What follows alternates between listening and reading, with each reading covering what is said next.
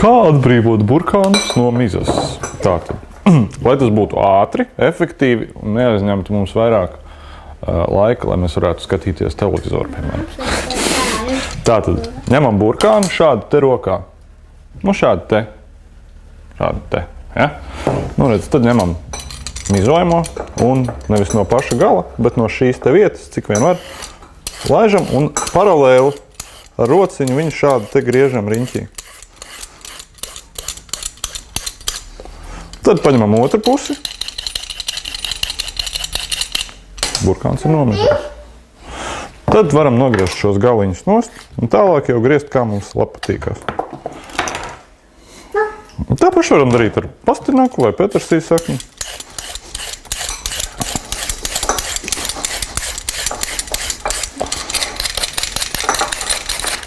Ui!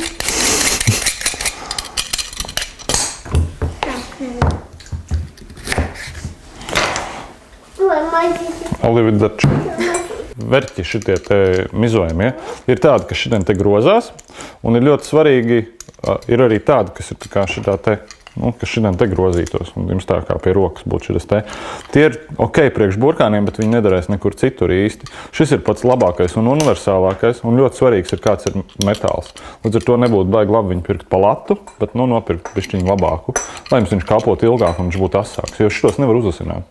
Tāpat kā žiletes. Tātad, kā sagriezt to burkānu visforšāk? Nogriežam nost tos galus, pēc tam nogriežam pa viduci, un nekādā ziņā nevajadzētu dārzeņus, ja viņi tiešām nav ļoti, ļoti smilšaini, mazgāt pirms tam. Jo vienkāršāk jums būtu paņemt viņus, ka mēs sagriežam, ielikt caurdurītī, dušlakā, nomazgāt tad. Jo tā jūs vienkārši dabūsiet slapjas, glumainas, smilšainas rokas. Un tāpat nevarēs visu nomazgāt. Šis ļoti vienkārši griešanas veids pagriež uz pusēm, pēc tam šādi te.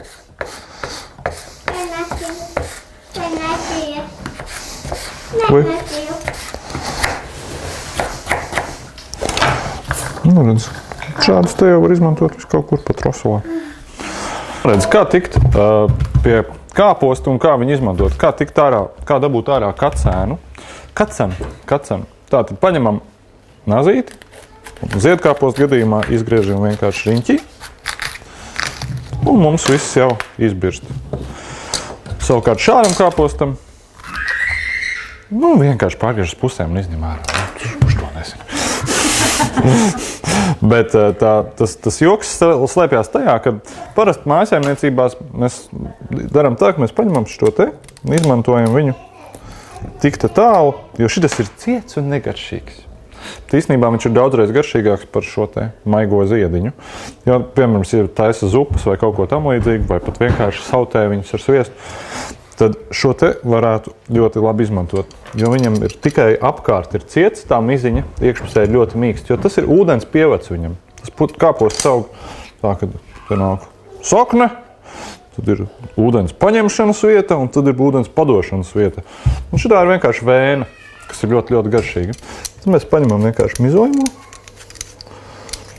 un nolaižam gar tām malām to mizu nost. Un jums viņš ir tikpat mīksts tagad, cik mīksts ir ziediņš.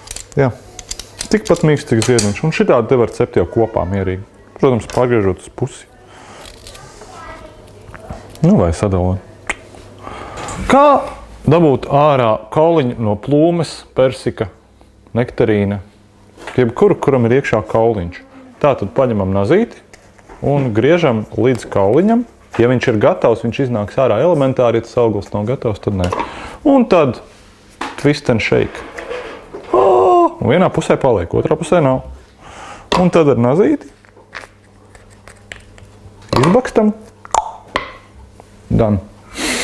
Izdarīts. Magic.